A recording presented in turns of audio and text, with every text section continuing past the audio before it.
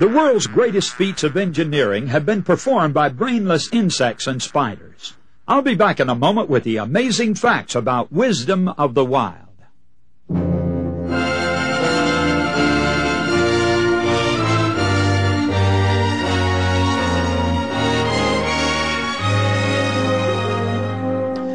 Hello, this is Joe Cruz and the Amazing Facts broadcast, facts which affect you. You know, friends, as skepticism increases in the religious world, more and more demand is being made for proof concerning the existence of God. Now, once upon a time, that question was never raised. But even theologians now are unsettled today about this basic issue. I contend that open-minded men of sincere hearts will find no lack of evidence to prove that God exists. It's certainly strange that the most obvious evidences are usually overlooked entirely. The naturalist, who constantly surveys the miracle design in God's handiwork, is seldom unconscious of an intelligent Creator. The overwhelming supply of intricate order and design, altogether beyond the ability of any human to provide, convinces the unprejudiced scientist that God made it all. Our little world abounds in proof of the existence of God. To illustrate, there are laws which determine the weather, the climate, and the seasons. Inexorable law reigns in plant and animal life, in chemistry and physics. There are laws governing light, color, and sound. Design and symmetry are discernible in every flower, leaf, and blade of grass. Take, for example, the corn on the cob. Did you know that its longitudinal rows are always even in number, either 8, 10, 12, or 14, etc.?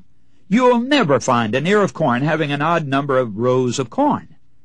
Now, inanimate nature can't count, friends. Who then could have planned such an arrangement, if not the mind of the intelligent and infinite God?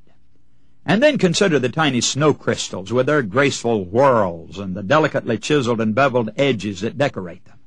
And then their curious dots and loops, all arranged in perfect order about one center. Now, how in the world can anybody explain the fact that snowflakes are almost always hexagon in shape, either six-sided or six-rayed? Professor Wilson A. Bentley, an authority on snowflakes and pioneer of snow crystal photography, photographed at least 5,000 flakes and never found two that were exactly alike. 5,000 snowflakes, each with a different design. But what are 5,000 snowflakes among the countless snow crystals which blanket numberless fields and tops of mountain ranges and then feed the glacial rivers? Artists and silk designers use these snow crystal photographs for patterns. Jewelers use them for gem cutting and for designing jewelry and filigree work. And workers in art metal use them for making the decorative ornamental work such as tracery in windows. Scientists use them to study the weather and the clouds and the snow. Lovers of beauty revel in their symmetrical and fragile loveliness. When he was asked for an explanation of the transcendent beauty of those crystals, Wilson Bentley answered, "Only the artist who designed and fashioned them knows how it's done." And friends, the very existence of such a law of design proves that there's a super-intelligent artist-creator behind the miracle of snowflakes. We don't even know any human designer who could produce the myriad fragile art patterns that those flakes reveal. Does anybody have the faith to believe that blind chance could produce something superior to all of man's intelligence? But now let's think of another example of design and order. The wise man counsels, "Go to the ant, thou sluggard, consider her ways and be wise." Proverbs 6, verse 6. Now who can explain the wonders of animal behavior? Nobody knows. Who endowed the ant with a superior wisdom that makes it the world's first mining engineer? Who made it possible for the humble water spider to be the world's first hydraulic engineer?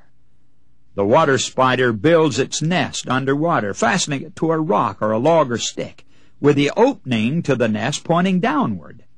Now, in order to force the water out of this thimble-sized nest, the spider brings tiny air bubbles into it. And it repeats this operation until all the water's been forced out of the nest and it's ready for the laying of its eggs. Now, who taught the spider that the air would displace the water out of its nest? How was the spider able to discern this scientific fact thousands of years before Archimedes even discovered it?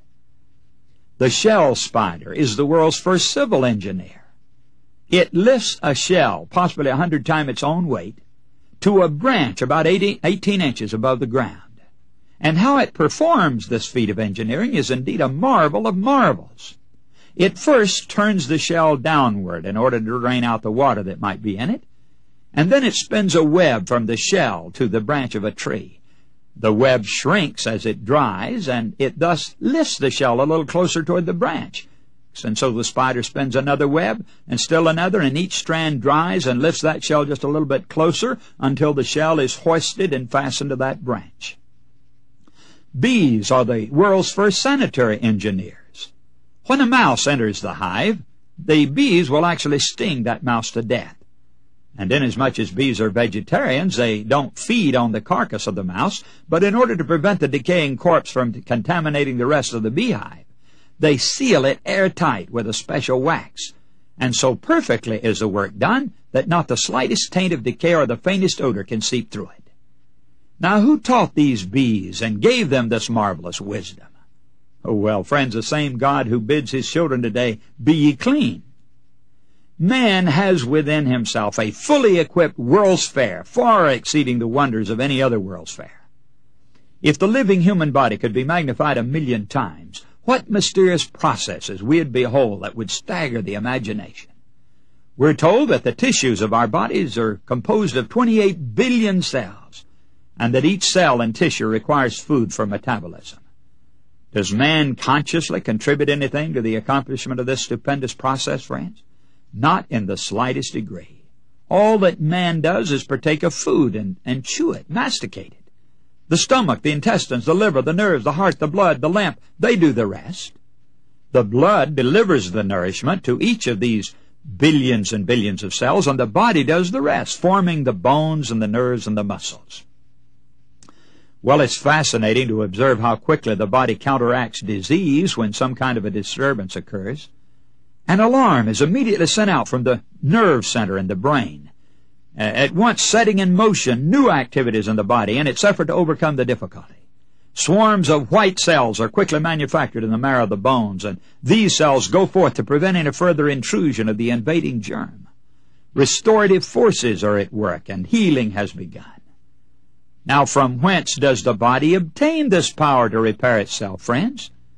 In the words of the Scripture, "Who hath put wisdom in the inward parts? Or who hath given understanding to the heart?" Job 38, verse 36. One great professor of clinical medicine at Harvard Medical School, in an address to the Massachusetts Medical Society, enumerated many of the mysterious functions and processes of the body which no scientist understands or even can explain. But what is nature, he asked? What are the characteristics of this power? Where do we get the healing substance in our tissues? I do not see why we should call it by its natural name. It is perfectly obvious that it is God. It is the power of God upon which each one here depends today for the fact that he's here instead of being underneath the earth.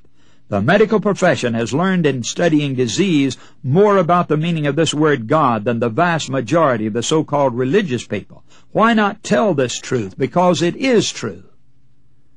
Well, that was the words of this doctor, friends. Now let's look at the human eye for a moment. It's a marvelous photographic camera, constantly sending picture messages to the brain. The ear is a supersensitized sound apparatus, capable of recognizing a familiar voice among 1,000. And what might not be said of the nervous system, with its millions of tiny nerve endings and shoots reaching into every part of the body and carrying messages to the central station, the brain? Who's able to solve the mysteries of the human mind, of man's personality and destiny? Is it any wonder the inspired psalmist exclaimed, "I am fearfully and wonderfully made," Psalms 139:14. Now, since God bestowed so much thought on the creation of man, is it reasonable to suppose that he will neglect to care for him? Are you at times tempted to think that God doesn't really care, friends, or that maybe he's forgotten you? Listen to what he would say concerning this. Can a woman forget her sucking child, that she should not have compassion on the son of her womb? Yea, they may forget, yet will I not forget thee. Isaiah 49, verse 15. Now there was a time when this scriptural account of the creation of man was sneered and scoffed at by skeptics, and regarded as preposterous and unscientific. Well, of course, it's still laughed at by the skeptics. But they called the creation story a myth, which had come down to us from the ancient peoples of the East. But listen, friends, when chemical analysis tested out the Genesis account in the test tube of the laboratory, they found it to be scientifically sound.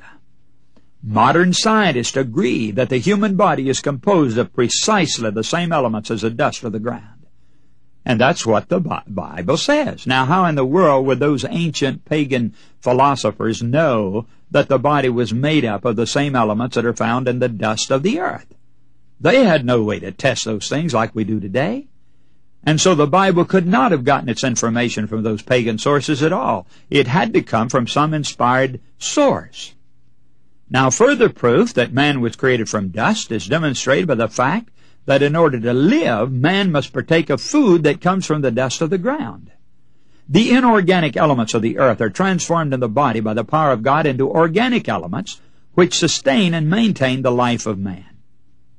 Let man cease to partake of these elements of the earth, and he'll soon weaken and die. And therefore we can see that the same forces at work in man today that brought him into existence was there in the beginning by the creative power of God. So the creation story stands vindicated, friends, on many, many different counts. Now, according to the Scriptures, man's ancestry is not linked with a monkey or the amoeba or a monad or any other little one-celled animal, but with God. It was the Creator who fashioned man from the same elements which even the scientists acknowledge are found in the dust of the earth. It was his Maker who imbued man with a mind capable of thought and affection and worship. Who can explain the mysteries of man's soul and personality aside from the Bible record and the creation story found in the book of Genesis? Who gave man a brain, a stomach, a nervous system, and the many organs which function with such marvelous coordination? And the only logical answer to that, friends, is simply that God did. He is the maker of these things. And it seems so illogical that these doubters and skeptics could look at these marvelous parts of the body. They look at that eye, for example, that's like the most complex camera that's ever been invented, much more so. Can automatically focus for any distance and then take a picture and send the messages back through those millions of nerve cells back to the brain so that the brain gets the impression of actually seeing those things. When it's not the eye at all. The eye doesn't see anything. It's the brain. After it receives the messages and unscrambles those messages, it begins to perceive what was actually in front of the individual. But all of that comes through the miracle of these beautifully balanced and complex organs of the body. And now, this is Joe Cruz saying goodbye for today.